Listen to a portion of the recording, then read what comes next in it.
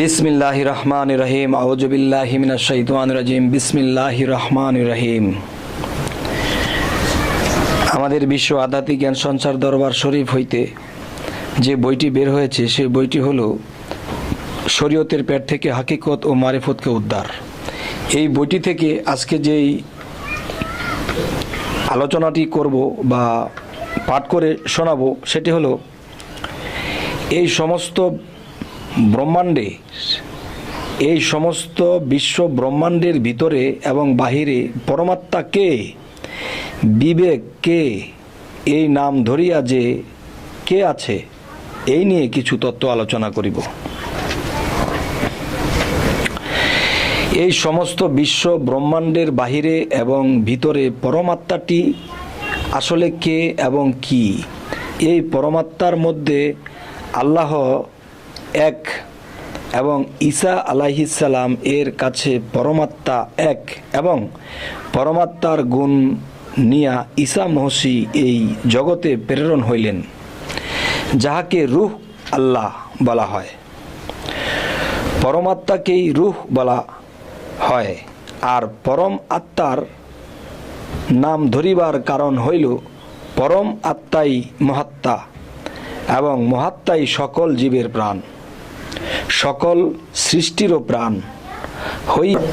পরমাত্মার নাম ধরিবার কারণ হইল পরম আত্মাই মহাত্মা এবং মহাত্মাই সকল জীবের প্রাণ, সকল সৃষ্টিরও প্রাণ হইয়া এবং সমস্ত জীবের মাঝে বিলীন হইয়া আছে। সকল প্রাণীর মধ্যে পরমাত্মা বিলীন আছে ঠিকই, কিন্তু জাগ্রত না। যদি কখনো মানুষ জীব সাধনার দ্বারা জাগ্রত করতে পারে তাহলে তাহার মধ্যে বিবেক জাগ্রত হয়। তখন ওই মানুষটি বিবেকের কথায় তাহার জ্ঞান চালায়, মনে যাহা কয় তাহা করে না, একমাত্র বিবেক এর কথায় চলতে থাকে। যিনি বিবেকের কথায় চলল তিনি রাসূলের কথায় চলল, যিনি মনের কথায় চলল তিনি ছয় রিপুর কথায় চলল। কারণ পরমাত্মা বিবেককে জাগ্রত রাখে এবং বিবেক জ্ঞানকে জাগ্রত রাখে। তেমনি করে মনকে ছয় রিপু চালায়, তেমনি করে জীবকে মন চালায়, তেমনি করে 10 ইন্দ্রিয় ও মনের পক্ষে চলে যায়। তখনই মন জ্ঞানটাকে কুপোতে চালায়, তখন মন বিবেকের কথায় আর চলে না। তখন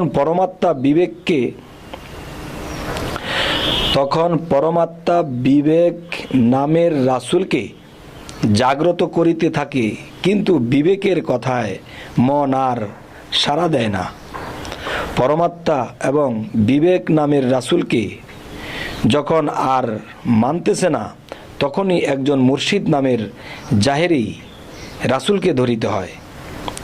সেই মুর্শিদ নামের জাহেরি রাসূল তখন ওই মানুষটিকে সাধনা দিয়ে শিখাইয়া দিল এবং এই সাধনা করে করে 10 ইন্দ্রিয়কে দুর্বল করিল এবং সাথে সাথে জীব দেহটাকে, জীব আত্মাটাও দুর্বল হইয়া পড়িয়াছে। এখন এই মানুষটি সাধনা থামাইতেছে না। তখন দেখা যায় 6 রিপুর কথায় মন জীবকে নিয়ে আগাইতে পারছে না। তখনই জীব নিশক্তির দুর্বলের কারণে এখন মনের কথায় আর কাজ করতে পারে না। তখনই এই মন বিবেকের কথায় চলতে শুরু করিয়াছে। জীব ও সহজ সরল পথে চলিতেছে।